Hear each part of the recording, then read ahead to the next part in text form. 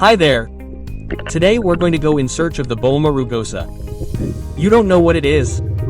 Well, me neither. Just kidding. Subscribe to the channel and let's get started.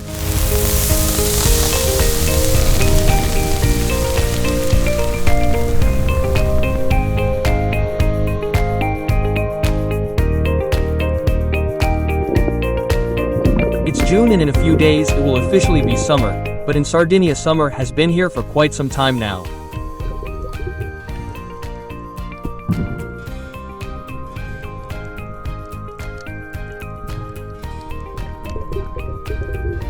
The beaches are filling up with bathers to the delight of many fishermen and, like every year, the big fish will move away from the shore.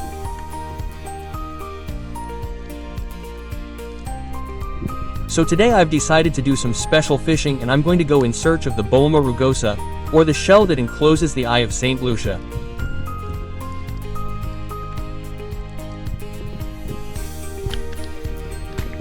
This stone or operculum can be found on beaches almost all over Sardinia, but to complicate my life I've decided to look for it directly in the water.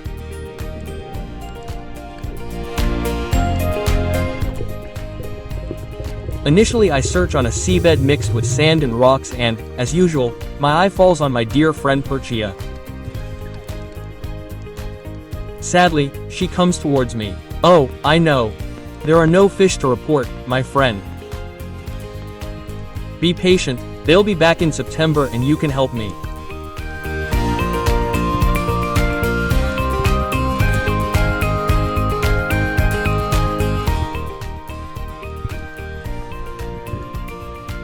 Local fishermen assured me that there are several shells in this spot that contain the Eye of Saint Lucia, but at the same time they also told me that it is very difficult to find them in the water because their shells are often covered in marine flora and therefore they tend to camouflage themselves very well on the seabed.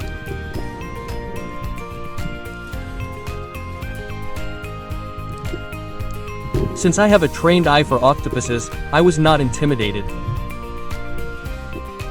In fact, as you can see, I found one, but it is small. Try to find out where it is hidden.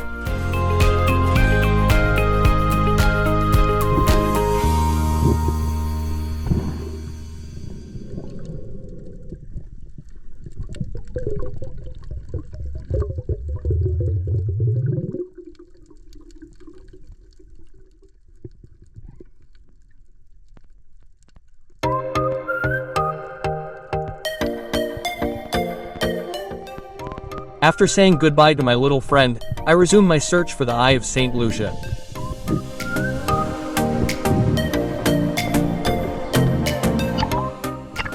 In the distance you can see the Guardia di Finanza ship moving away. During this period, checks are more frequent and I have to say it is fortunate because there are many boats that often do not respect the laws and put the lives of its fishermen and many bathers at risk.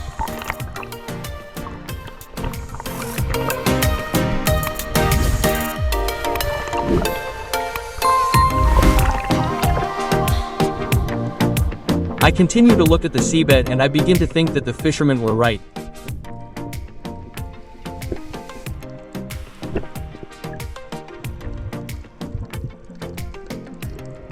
Finding the Santa Lucia eye shell is not that easy and I often get distracted by the fish on the seabed, like in this case, red mullet and a small sea bream swimming nearby looking for food.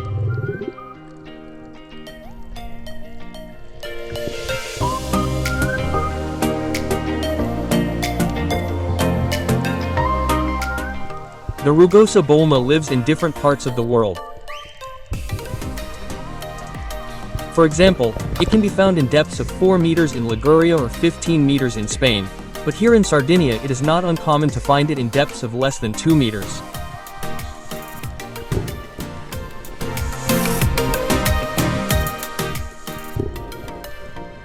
Here again 2 spyfish catch my attention and so I go to look for some predatory fish.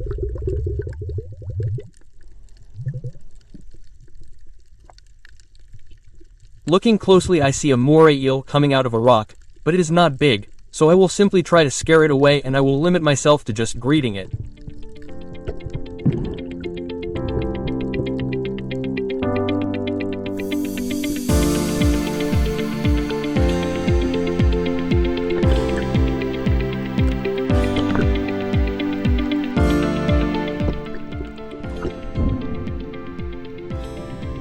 This time too, just when I start to think that I will not find any rugosa bolma, nature comes to my aid, and really comes to my aid, because I find the rugosa bolma upside down, and therefore it is easy to distinguish from the seabed.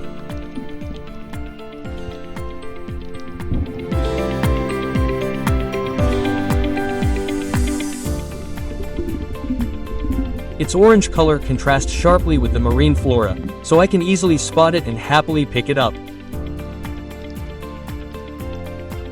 Here is the wrinkled bolma. And here is the Eye of Saint Lucia. Look, it's fabulous.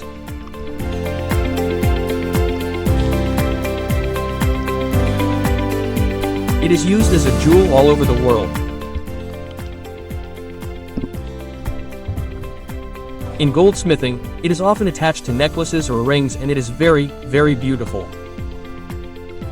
I will put it safely in the net, and then I will show you how to extract it without damaging the stone. If you are enjoying the video, I invite you to subscribe to the channel.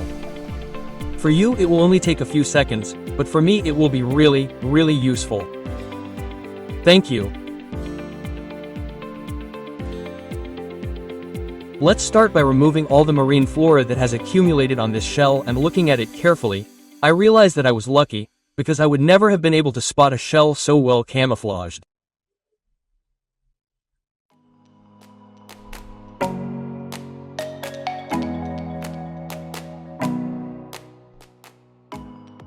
The wrinkled bolma feeds mainly on algae and acts as a scavenger of the seabed. Look at the colors, they are truly beautiful. It changes from a mother of pearl color to a bright orange color, with emerald green highlights.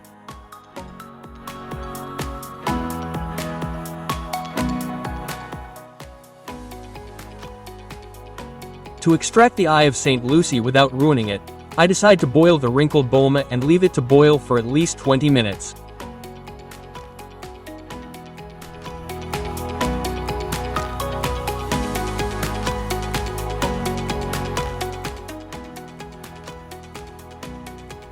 This is what it looks like after cooking. Using a small fork, as you can see upside down, I extract the entire mollusk that is enclosed inside the shell.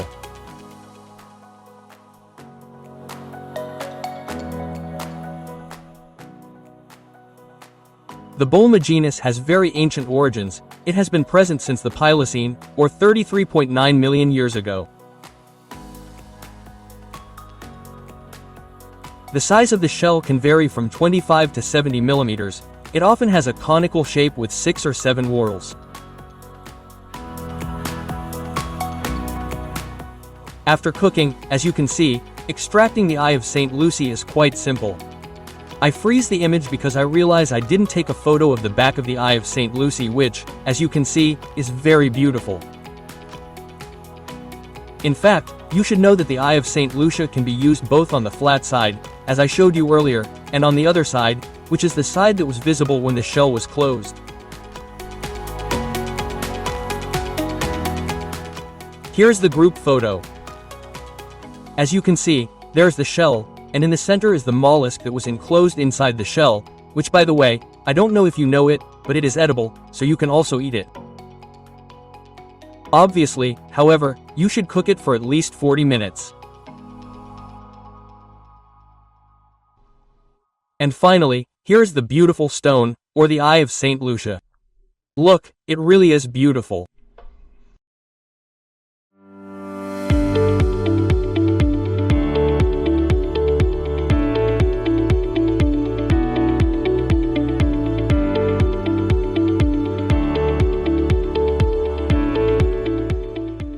I hope you enjoyed the video.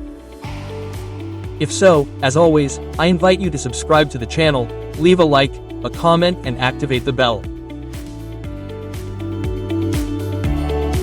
Thank you. Have a nice time at the sea, everyone.